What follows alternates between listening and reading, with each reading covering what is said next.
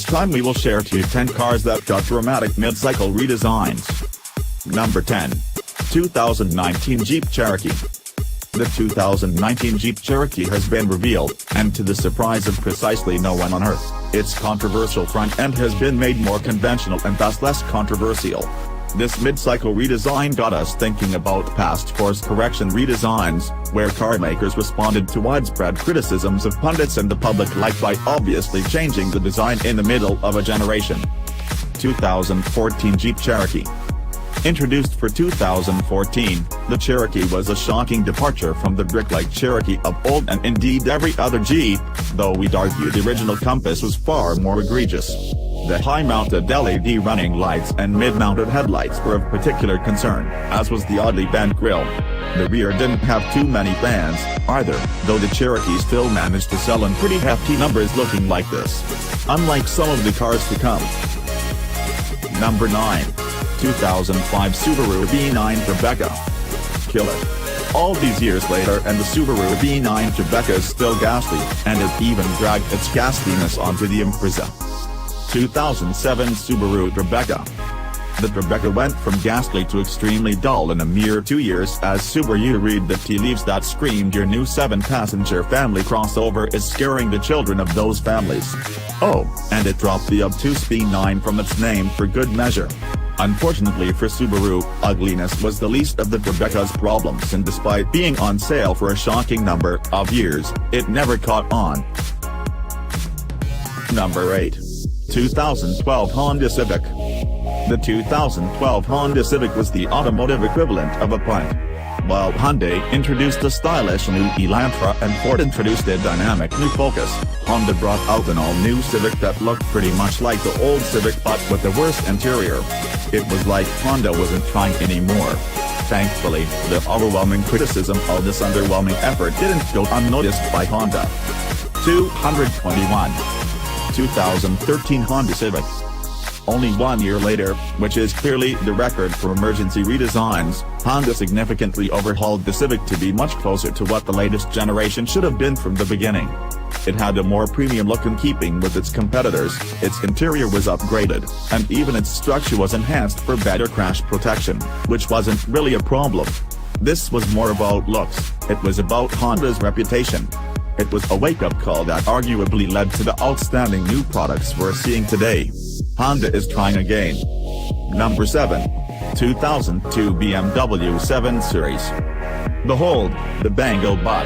Named after BMW head designer Chris Bangle, the radical new 7 Series oddly separately trunk lid was almost universally derided among the automotive press. Some would argue the front was even worse, but it was the hindquarters that really cheesed people off. 2006 BMW 7 Series.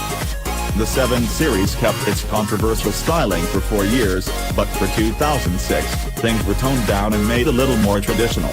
The front in particular was improved, while the odd horizontal reflector strip on the tail was canned and more BMW-like L-shaped taillights added. What remained, however, was that Bangle Bot. Like much of Mr. Bangle's work, it would influence designers throughout the car industry. Number 6. 2007 Chrysler Sebring. As a general rule, anything mechanically related to the Dodge Caliber is terrible.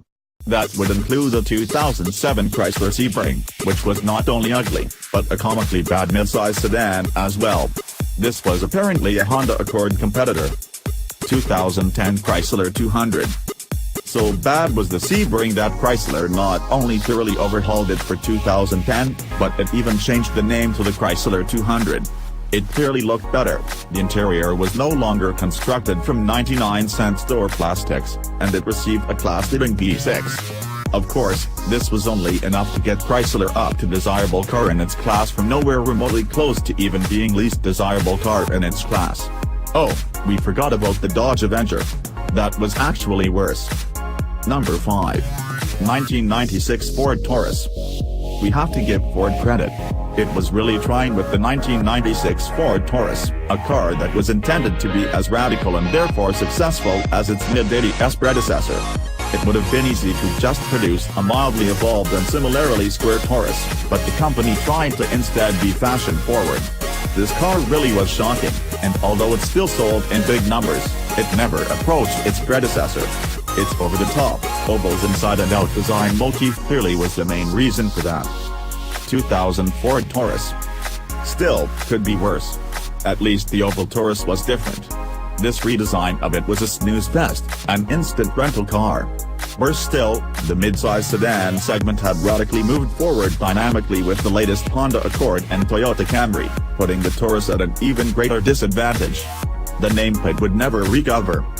Number 4. 1998 Fiat Multipla. Just look at this crazy thing. The googly, separated eyes. The bulbous greenhouse that looks like it was dropped onto the bottom of the car, not unlike the Pope Mobile. The bold upright tumble home of said greenhouse. The Multipla, a 6-seater minivan Kia Rondo thing, was absolutely bizarre. It even garnered a fair amount of accolades at the time for its many ingeniously practical elements. But wowzers, just look at it. 2004 Fiat Multipla. I think what we're learning here is that toning down a radical design often results in something even worse. Visually challenging is better than visually anonymous. Number 3. 2001 Subaru Impreza. The Impreza didn't just receive a mid-cycle course correction, it received 2 of them.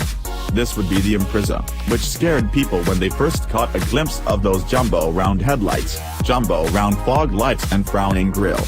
It looked a bit amphibian. In retrospect, this was actually the best looking of the bunch. At least it went with the rest of the car. 2004 Subaru Impreza. Yep, this was worse, the blow-by. Though less shocking than the 2001 Impreza, the 2004 was boring and almost Korean, for the time, in its anonymity. 2006 Subaru Impreza. So that B9 Rebecca we have coming out is going to be a huge hit. Let's make the Impreza look like it. Nope, terrible idea. This look, which is an insult to both the bird of prey and Alan Alda, just doesn't match the rest of the car at all.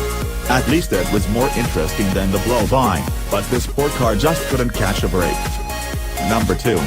2006 Jeep Compass. Once again proving that rule about Dodge Caliber-related vehicles. The Jeep Compass and Jeep Patriot were basically the same vehicle, but in focus groups, women overwhelmingly gravitated to the Compass design whereas men preferred the Patriot. The solution: sell both. Not womankind's finest hour. 2011 Jeep Compass. Probably the most successful mid-cycle course correction here. The 2011 Jeep Compass not only looks vastly better than the original version, it almost looks good when dressed up in this fancier limited trim. We can't say the rest of the changes made much of a difference, but at least it was no longer but ugly. Number 1. 2000 Pontiac Aztek. You know, time really has introduced the shock that comes from looking at this thing. It's still just so bad.